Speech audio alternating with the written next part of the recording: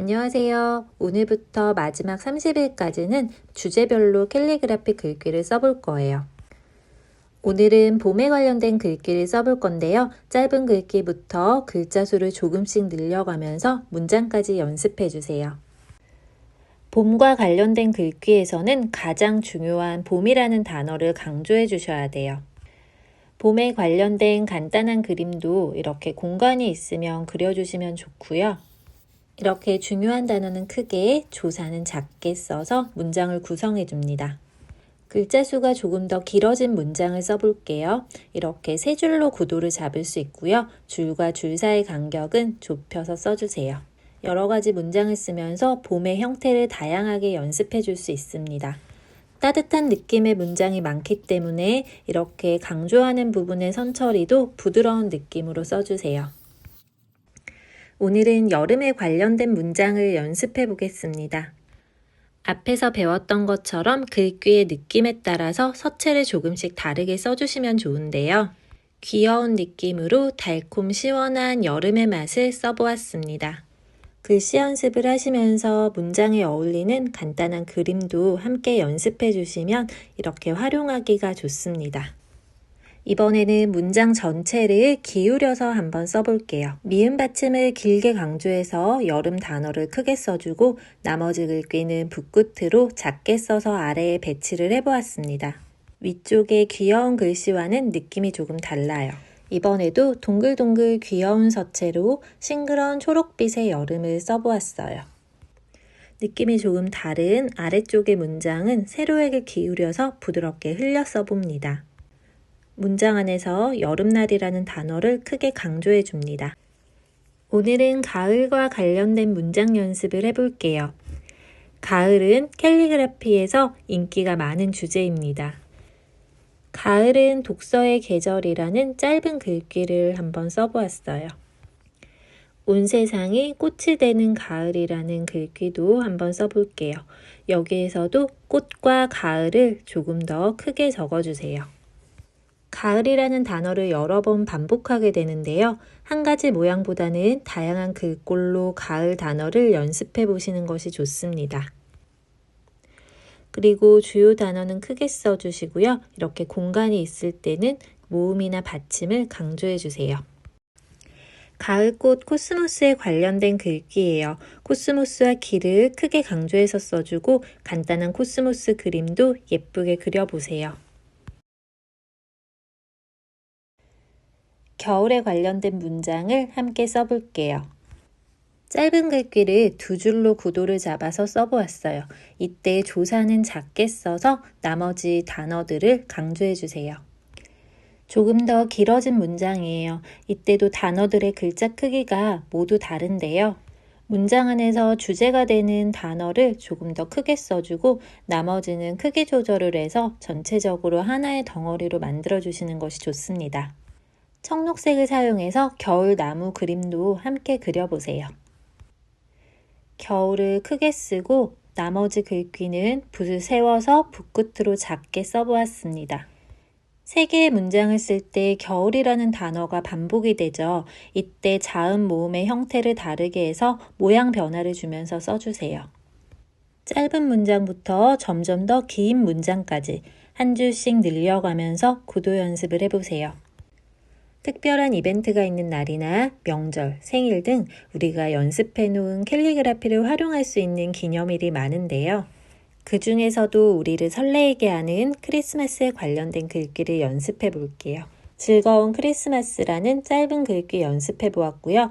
여기에서 즐거운을 이렇게 행복한으로 바꿔주셔도 좋습니다. 문장 안에서 크리스마스가 주제가 되기 때문에 이렇게 크리스마스 큼직하게 적어주시고 N은 작게, 좋은 일은 또 이렇게 크기를 크게 키워보세요. 그리고 조사 E는 작게, 생길 거야도 이렇게 큼직하게 적어서 한 문장을 만들어줍니다. 그 다음 문장에서도 행복은 크게 써주시고 꽃도 조금 크게 써주시고요. 그 뒤에 작게 너와 나를 붙여주시고 크리스마스는 다시 크게 적어주세요. 그리고 오른쪽 공간에 예쁜 크리스마스 장식도 함께 그려보세요. 캘리그라피에서 빠질 수 없는 꽃에 관련된 문장을 연습해 볼게요.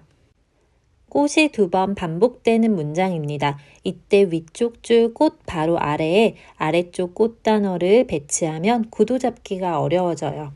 이때는 오른쪽 옆으로 살짝 가서 사선으로 단어를 배치해 주세요.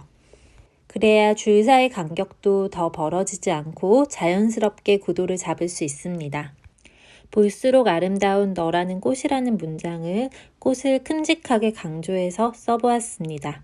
마지막 글자는 공간이 충분하기 때문에 받침의 획을 길게 확장시켜 줄 수 있어요. 처음 시작 단어인 꽃의 치읓 받침의 마지막 획을 문장 전체의 길이만큼 아래쪽으로 길게 늘려서 써줍니다.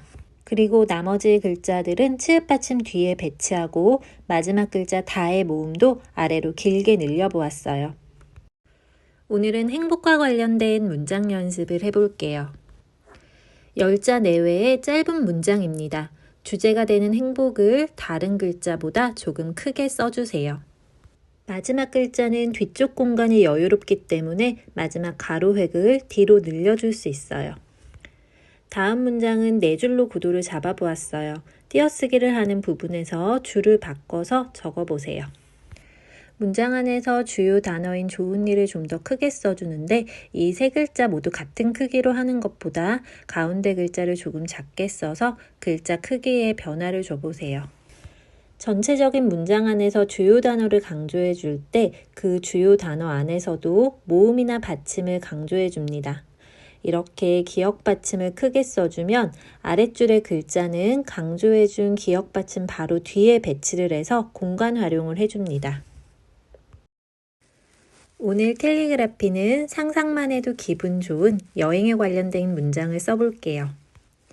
달콤한 여행의 순간은 짧은 글귀이기 때문에 순간을 아래로 내려서 2줄로 구도를 잡아보았어요. 두 번째 문장 떠나요라는 글귀는 강하게 외치는 느낌입니다. 이때는 서체에 기울기를 주어 느낌표까지 써주면서 글귀의 느낌을 표현해 보세요. 다음 문장은 기억은 가져가고 발자국은 남겨라 라는 문장을 써볼게요. 두 번째 줄 글자는 위쪽 줄에서 기억 받침을 강조한 바로 뒤쪽에 붙여서 구도를 잡아줍니다. 다음 문장에서는 삶이라는 단어를 크게 써주고 이 은 뒤에 이 함 글자의 첫획을 이렇게 기울여서 바로 뒤에 배치해 줍니다. 삶과 여행길이라는 단어를 크게 써서 강조해 주세요. 오늘은 사랑과 관련된 문장 연습을 해보겠습니다. 2줄로 된 짧은 문장을 써보았는데요. 여기에서 좋으면 좋다를 좀 더 크게 써주고 마지막 모음의 가로획을 뒤로 길게 확장해 줍니다. 사랑 단어가 문장 안에 들어갔을 때는 당연히 사랑을 좀 더 크게 강조해 주세요. 모음을 강조해서 써보았고요. 마지막 길에 리을 받침을 크게 써서 강조를 해보았습니다. 캘리그라피를 연습하다 보면 좋은 문장을 찾아서 써보게 되죠.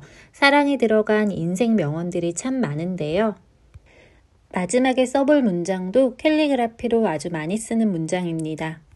구도를 자세하게 살펴보면 사의 세로 모음을 아래로 길게 내려 써주고 두 번째 줄은 작은 글씨로 사 모음의 바로 뒤에 배치를 해줍니다. 맨 아랫줄은 공간이 여유로우니 시옷 받침을 크게 강조해서 써보세요. 30일 금손 만들기 마지막 날입니다. 오늘은 일상에 관련된 문장을 써볼 거예요. 더 나은 내일을 향해라는 글귀에서는 내일과 향해를 좀 더 크게 적어주세요. 삶은 작은 인연으로 아름답다.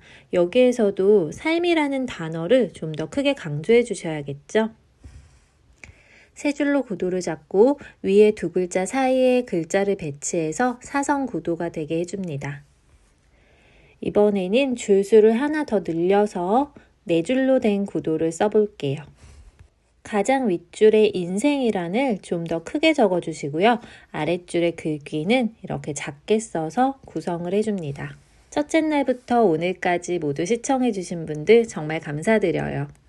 여러분들이 예쁜 글씨를 쓰며 힐링이 되고 순간순간 행복한 시간 되시길 바랍니다.